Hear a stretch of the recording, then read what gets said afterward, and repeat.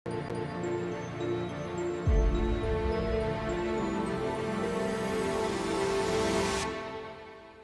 രണ്ട് കഥകൾ പറയാം, നിങ്ങൾ ശരിക്കും കേൾക്കണേ. ഒരു പാവപ്പെട്ട ഒരാളുണ്ട്, സാധുവാണ്, ചെറിയ ജോലിയുള്ള ഒരു കമ്പനിയിൽ ചെറിയ വരുമാനമുള്ള. ആ വരുമാനം അയാൾക്ക് ഓക്കെയാണ്, ആ വരുമാനം അയാൾക്ക് മതി. പക്ഷെ കല്യാണം കഴിച്ചതോടുകൂടി ആ വരുമാനം അത്ര മതിയാകാതെ വരാൻ തുടങ്ങി. അയാൾ ഒരു ടൗണിലാണ് ജോലി ചെയ്യുന്നത്. അങ്ങനെ ആ ടൗണിലേക്ക് ഭാര്യയെ കൊണ്ടുപോവുക. അയാൾ താമസിക്കുന്ന ചെറിയൊരു വീടുണ്ട്, ആ വീട്ടിൽ രണ്ടാളുകളും ഒരുമിച്ച് താമസിക്കുകയാണ്.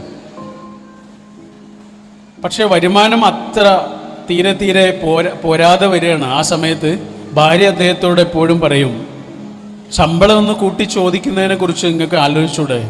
നിങ്ങളുടെ ബോസിനോട് നിങ്ങൾക്കൊന്ന് ശമ്പളം കൂട്ടി ചോദിച്ചൂടെ? നിങ്ങൾ ഒരുപാട് കാലമായിട്ടുള്ളൊരു ജോലിക്കാരനല്ലേ, നിങ്ങൾ ചോദിച്ചാൽ തരും. അയാൾക്ക് തന്നെ തോന്നാൻ തുടങ്ങി, ചോദിച്ചാലോ. ചില സമയത്തൊക്കെ ചോദിക്കാൻ വേണ്ടിയിട്ട് ബോസിൻ്റെ ഓഫീസിൻ്റെ അടുത്തേക്ക് വരെ പോവും, പിന്നെ തിരിച്ചു വരും, മടിയായിട്ട് തിരിച്ചു വരും, അല്ലെങ്കിൽ വേണ്ട, ഒരു മടി, ഒരു പേടി, അങ്ങനെ. പക്ഷെ ഒരു ദിവസം അദ്ദേഹത്തോട് അദ്ദേഹത്തിൻ്റെ പെണ്ണ് പറഞ്ഞു, നിങ്ങൾ എന്തായാലും ചോദിക്കുക, കിട്ടിയില്ലെങ്കിൽ വേണ്ട, കിട്ടിയിട്ടില്ലെങ്കിലും അടുത്ത പ്രാവശ്യം നോക്കാമെന്നെങ്കിലും പറയുമല്ലോ, അടുത്ത വർഷം നോക്കാമെന്നെങ്കിലും പറയുമല്ലോ. ഒരു ഉദ്ദേശം എന്താണ് എന്ന് നമുക്ക് മനസ്സിലാവുമല്ലോ, അതുകൊണ്ട് നിങ്ങളതൊന്ന് ചോദിച്ചു നോക്കുക. അങ്ങനെ ഭാര്യ കൊടുത്ത എല്ലാ ആവേശവും ധൈര്യവും അദ്ദേഹം ഇങ്ങനെ സംഭരിച്ച് രാവിലെ ഓഫീസിലേക്ക് ചെന്ന് വീണ്ടും അതിനു വേണ്ടി ഇങ്ങനെ തയ്യാറായി.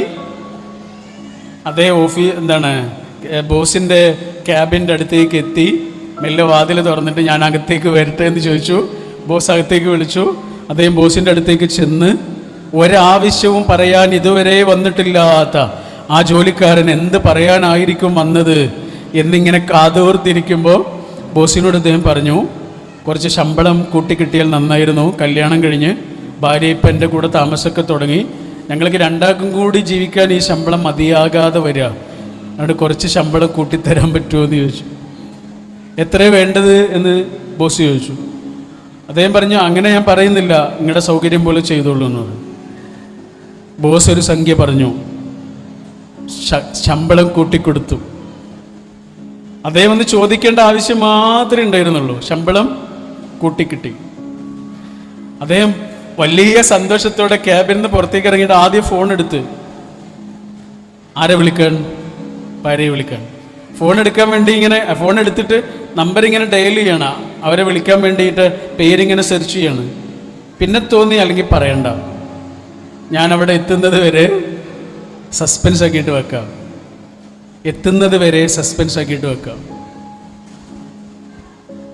അങ്ങനെ വൈകുന്നേരം ഓഫീസിലെ സമയം കഴിഞ്ഞ് അദ്ദേഹം വീട്ടിലേക്ക് വരികയാണ്. വീട്ടിലേക്ക് വരുമ്പോൾ ബെല്ലടിച്ച് ആളിങ്ങനെ വാതിൽ തുറക്കുകയാണ്. വാതിൽ തുറക്കുമ്പോൾ തന്നെ ഇവളുടെ മുഖത്ത് എന്തോ ഒരു വലിയ സന്തോഷം. ഇവൾ ചോദിക്കുന്നില്ല ശമ്പളം കൂട്ടി കിട്ടിയെന്നൊന്നും. നിങ്ങൾ നേരെ പോയിട്ട് കുളിച്ച് ഫ്രഷായിട്ട് വരൂ, വസ്ത്രമൊക്കെ മാറ്റി വരൂ. അതേ നേരെ പോയിട്ട് വസ്ത്രമൊക്കെ മാറ്റിയിട്ട് കുളിയൊക്കെ കഴിഞ്ഞ് ഫ്രഷായിട്ട് ഇങ്ങനെ താഴേക്ക് വന്ന സമയത്ത്, റൂമിലേക്ക് വന്ന സമയത്ത്, അവിടെ ഡൈനിങ് ടേബിളിൽ നല്ല വിഭവസമൃദ്ധമായ ഭക്ഷണം, ഒരു സൽക്കാരം പോലെ ഭക്ഷണം ഒരുക്കി വെച്ചിരിക്കണേ. അപ്പോൾ ഇയാൾ ആലോചിച്ചു, ഇവളെങ്ങനെ ഇത് അറിഞ്ഞോ? ശമ്പളം കൂട്ടിയ കാര്യം ഇവളെങ്ങനും അറിഞ്ഞോ? ഞാൻ പറയാതെ പിന്നെ എങ്ങനെ അറിഞ്ഞു? അയാൾക്കൊരു ഐഡിയ കിട്ടില്ല എന്താ സംഭവം. അങ്ങനെ അവിടെ ഇരുന്ന് പ്ലേറ്റ് ഇങ്ങനെ മറച്ചു വെച്ചിരുന്നു. പ്ലേറ്റ് ഇങ്ങനെ തുറന്ന് അവളെന്തൊരു സാധനം എടുക്കാൻ വേണ്ടി അടുക്കളയിലേക്ക് പോയിട്ടുണ്ട്. അപ്പോൾ ഇവളിങ്ങനെ നോക്കുകയാണ്. ഇയാള് വെറുതെ അവളെങ്ങനെ നോക്കിയ സമയത്ത് അവള് ചുരിദാറിൻ്റെ പോക്കറ്റിൽ നിന്ന് എന്തൊരു പേപ്പർ എടുത്തിട്ട് അവളിങ്ങനെ കയ്യിൽ വെക്കുന്നതൊക്കെ അദ്ദേഹം കാണുന്നുണ്ട്. എന്തായാലും അവളിങ്ങനെ തിരിച്ചു വന്ന സമയത്ത് അദ്ദേഹം പറഞ്ഞു, നീ തന്ന ധൈര്യത്തിന് ഞാൻ ബോസിനോട് ചെന്നിട്ട് ചോദിച്ചു, ശമ്പളം കൂട്ടി കിട്ടുമെന്ന് ചോദിച്ചു. ഞാൻ പറയേണ്ട താമസം ബോസ് ശമ്പളം കൂട്ടി എന്ന് പറഞ്ഞു. ബോസ് ശമ്പളം കൂട്ടി. ഞാൻ ഇതുവരെ നിന്നോട് പറയാതിരുന്നത് സസ്പെൻസ് ആക്കട്ടെ എന്ന് വിചാരിച്ചിട്ടാണ്, കാത്തിരിക്കാൻ വേണ്ടിയിട്ടാണ് എന്ന് പറഞ്ഞു. അവൾ പറഞ്ഞു, അവളിങ്ങനെ കൈ പിടിച്ചിട്ട് അദ്ദേഹത്തെ അഭിനന്ദിച്ചു. ആ പ്ലേറ്റ് ഒന്ന് തുറന്ന് നോക്കിയെന്ന് പറഞ്ഞു. പ്ലേറ്റ് ഇങ്ങനെ മറിച്ച് വെച്ചിരിക്കല്ലേ, പ്ലേറ്റ് ഒന്ന് തുറന്ന് നോക്കിയെന്നു. നിങ്ങളെ പ്ലേറ്റ് ഇങ്ങനെ തുറന്ന് നോക്കിയ സമയത്ത് അതിൽ ഒരു പേപ്പർ ഉണ്ട് ഇങ്ങനെ വെച്ചിരിക്കണേ. ആ പേപ്പറിൽ എഴുതി വെച്ചിട്ടുണ്ട്, അഭിനന്ദനങ്ങൾ പ്രിയപ്പെട്ടവനെ, അഭിനന്ദനങ്ങൾ പ്രിയപ്പെട്ടവനെ, നിങ്ങളിത് അർഹിക്കുന്നുണ്ട്. അപ്പൊ അദ്ദേഹം ഇങ്ങനെ ആലോചിക്കുകയാണ്, ഇവളിത് എങ്ങനെ നേരത്തെ അറിഞ്ഞു? വീണ്ടും അവൾ അടുക്കളയ്ക്ക് പോയ സമയത്ത് ഇങ്ങനെ നോക്കുമ്പോഴാണ് അവള് കയ്യിൽ എടുത്ത രണ്ട് പേപ്പർ എടുത്തു. ഒരു പേപ്പറാണ് പാത്രത്തിന്റെ താഴെ വെച്ചത്, മറ്റേ പേപ്പർ ഉണ്ട് കയ്യിൽ, വേറൊരു പേപ്പർ, അതിങ്ങനെ വേസ്റ്റ് ബിന്നിലേക്ക് വലിച്ചെറിയുന്നുണ്ട്. ഭക്ഷണമൊക്കെ കഴിച്ചു കഴിഞ്ഞിട്ട് അദ്ദേഹം മെല്ലെ ചെന്നിട്ട് അടുക്കളയിലെ വേസ്റ്റ് ബിന്നിൽ നിന്ന് ആ പേപ്പർ ഇങ്ങനെ എടുത്തു നോക്കുകയാണ്. അപ്പം അതിൽ എഴുതി വെച്ചത് എന്താണെന്നറിയോ? സാരല്ല പ്രിയപ്പെട്ടവനെ, അടുത്ത തവണയെങ്കിലും നമുക്ക് നോക്കാം, ഇനിയും നമുക്ക് ശ്രമിക്കാം. നിങ്ങൾ എന്തായാലും ഇത് അർഹിക്കുന്നുണ്ട്. ഏതെങ്കിലും ഒരു തവണ നിങ്ങൾക്ക് ശമ്പളം കൂട്ടിക്കിട്ടും. ശമ്പളം കൂട്ടിക്കിട്ടിയിട്ടില്ലെങ്കിലും ശമ്പളം കൂട്ടിക്കിട്ടിയാലും അയാൾക്ക് വേണ്ടി അവൾ ഒരുക്കി വച്ചിരിക്കുന്ന സൽക്കാരമായിരുന്നു അത്. ഓ ഹെൻറി എന്ന് പറയുന്ന ഇംഗ്ലീഷിലെ വലിയൊരു എഴുത്തുകാരനുണ്ട്. അദ്ദേഹത്തിൻ്റെ ചെറിയ ചെറിയ കഥകളുണ്ട്, എല്ലാം മനോഹരമാണ്. അവസാനം എന്തെങ്കിലും ഒരു ട്വിസ്റ്റ് ഉണ്ടാവും. അതാണ് ആ കഥകളുടെ പ്രത്യേകത. ഓ ഹെൻറി എന്നാണ് അദ്ദേഹത്തിൻ്റെ പേര്. അതിൽ ഇതേപോലെ പാവപ്പെട്ട ഒരു ഭാര്യയുടെയും ഭർത്താവിൻ്റെയും സ്റ്റോറിയാണ്. അവർ ക്രൈസ്തവരാണ്, ക്രിസ്ത്യൻ സഹോദരങ്ങളാണ്. ഓക്കെ, അപ്പോൾ ക്രിസ്ത്യൻ ആളുകൾക്ക് ഡിസംബർ 25 ക്രിസ്തുമസിൻ്റെ തൊട്ട് ദിവസങ്ങൾക്ക് മുമ്പ് ഡേ ഓഫ് ദ മാഗി എന്ന് പറഞ്ഞൊരു ദിവസമുണ്ട്. മാഗി വരുന്ന ദിവസം എന്നാണ് ഇവർ. അന്ന് ഇവർ കാര്യമായി ചെയ്യുന്നത് പരസ്പരം സമ്മാനം കൊടുക്കും. അങ്ങോട്ടും ഇങ്ങോട്ടും സമ്മാനങ്ങൾ കൊടുക്കുന്ന ദിവസമാണ്, സമ്മാനങ്ങളുടെ ദിവസമാണ്. അപ്പോൾ എന്തെങ്കിലും ചെറുതാണെങ്കിലും അങ്ങോട്ടും ഇങ്ങോട്ടും കൊടുക്കും. അതാണ് ആ ദിവസത്തിൻ്റെ പ്രത്യേകത. പക്ഷെ ഈ ഭാര്യയും ഭർത്താവും ഇല്ലേ, അവർ ഇതേപോലെ സാധുക്കളാണ്, വളരെ പാവങ്ങളാണ്. അപ്പോൾ ഈ ഭർത്താവ് ആലോചിക്കുകയാണ്, അവൾക്ക് എന്ത് സമ്മാനം കൊടുക്കും, അവൾക്ക് എന്ത് സമ്മാനം കൊടുക്കും. കൊടുക്കാനുള്ള സമ്മാനം അദ്ദേഹം ആലോചിച്ച് തീരുമാനിച്ചു. പക്ഷെ അത് വാങ്ങാനുള്ള പൈസ അദ്ദേഹത്തിൻ്റെ കയ്യിലില്ല. ആകെയുള്ളത് ഒരു പഴയ വാച്ച് മാത്രമാണ്. ആ വാച്ച് അദ്ദേഹം വിറ്റിട്ട് അതിന് കിട്ടിയ പണം കൊണ്ട് വാങ്ങിയത് എന്താണെന്നറിയോ? അവളുടെ സ്വർണ്ണ തലമുടിയാ, സ്വർണ്ണ നിറമുള്ള തലമുടിയാ. ആ തലമുടിയിൽ ഇടാനുള്ളൊരു ക്ലിപ്പാണ് വാങ്ങിയത്. ഒരു കേശാഭരണം, തലയിൽ മുടിയിലിടുന്നൊരു ക്ലിപ്പാണ് വാങ്ങിയത്.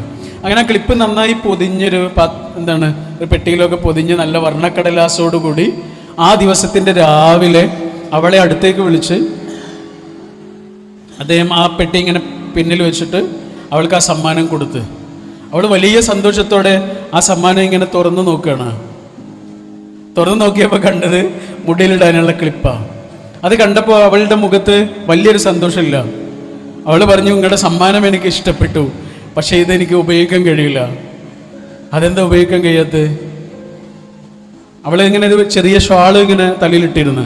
ആ ഷാൾ ഇങ്ങനെ മാറ്റിയപ്പോഴാണ് കണ്ടത് അവളുടെ ആ സ്വർണ്ണ തലമുടി ഇവിടെ ഇങ്ങനെ മുറിച്ചിട്ടുണ്ട്. അപ്പോൾ അയാൾ ചോദിക്കുകയാണ്, എന്തിനാണ് മുടി മുറിച്ചത്? അവൾ പറഞ്ഞു, ഞാനത് വിറ്റു, തലമുടി മുറിച്ചിട്ട് വിറ്റ്. എന്തിനാണ് വിറ്റത്? അത് നിങ്ങൾക്കൊരു സമ്മാനം വാങ്ങാൻ വേണ്ടിയിട്ടോ. ആണോ? ഇങ്ങോട്ട് എന്താ വാങ്ങിയത്? അവൾ ഓടിച്ചെന്ന് റൂമിൽ നിന്ന് ആ സമ്മാന പെട്ടി എടുത്തുകൊണ്ട് വരിക. അയാൾ വലിയ കൗതുകത്തോടെയും ആനന്ദത്തോടെയും അതിങ്ങനെ തുറന്നു നോക്കുക. തുറന്നു നോക്കിയപ്പോൾ കണ്ടത് എന്താണെന്നറിയോ? വാച്ചിൻ്റെ അദ്ദേഹത്തിൻ്റെ പഴയ വാച്ചാ, അച്ഛൻ മറ്റോ വാങ്ങിക്കൊടുത്ത വാച്ചാ. ആ വാച്ചിൻ്റെ സ്ട്രാപ്പ് ഇങ്ങനെ പൊട്ടിയിട്ട് അത് ഇങ്ങനെ അഡ്ജസ്റ്റ് ചെയ്തുകൊണ്ട് പോവുകയാണ് അദ്ദേഹം. അതുകൊണ്ട് ആ വാച്ചിന് ഇടാവുന്ന നല്ല ഒരു സ്ട്രാപ്പാണ് അവള് തലമുടി മുറിച്ച പൈസ കൊണ്ട് വാങ്ങിയിട്ടുള്ളത്. അതിങ്ങനെ കണ്ടപ്പോൾ ഇദ്ദേഹം പറഞ്ഞു, എടോ നിന്റെ സമ്മാനം എനിക്ക് ഇഷ്ടപ്പെട്ടു, പക്ഷെ എനിക്കത് ഉപയോഗിക്കാൻ കഴിയില്ല. അതെന്താ ഉപയോഗിക്കാൻ കഴിയാത്ത? വാച്ചില്ലേ? വാച്ചോടെ പോയി? വാച്ച് ഞാൻ വിറ്റു. അതെന്തിനാ വിറ്റത്? നിങ്ങൾ ഇത്രയും കാലം വലിയ സന്തോഷത്തോടെ കൊണ്ടു നടന്നല്ലേ? അത് ഞാൻ ഈ സമ്മാനം വാങ്ങാൻ വേണ്ടിയിട്ട് വിറ്റതാണ്, വേറെ എൻ്റെ കയ്യിൽ പൈസയൊന്നും ഉണ്ടായിരുന്നില്ല. ആ കഥയുടെ അവസാനം ഓ ഹെൻറി പറയുന്നത് ഇങ്ങനെയാണ്: രണ്ടാളുകൾക്കും വാങ്ങിയ സമ്മാനങ്ങൾ ഉപയോഗിക്കാൻ പറ്റില്ല. പക്ഷെ രണ്ടാളുകളും ആ സമ്മാനം ഇങ്ങനെ സ്വീകരിച്ച് പരസ്പരം ഇങ്ങനെ ആലിംഗനം ചെയ്ത് കെട്ടിപ്പുണർന്ന് രണ്ടാളുകളും കരഞ്ഞു. അവിടെയാണ് ആ കഥ അവസാനിക്കുന്നത്. മനുഷ്യനെ കരയിപ്പിക്കാൻ രണ്ട് വഴികളുണ്ട് അല്ലേ? ഒന്നുകിൽ മനുഷ്യനെ വേദനിപ്പിച്ചാൽ മതി, മനുഷ്യന്മാർ കരയും.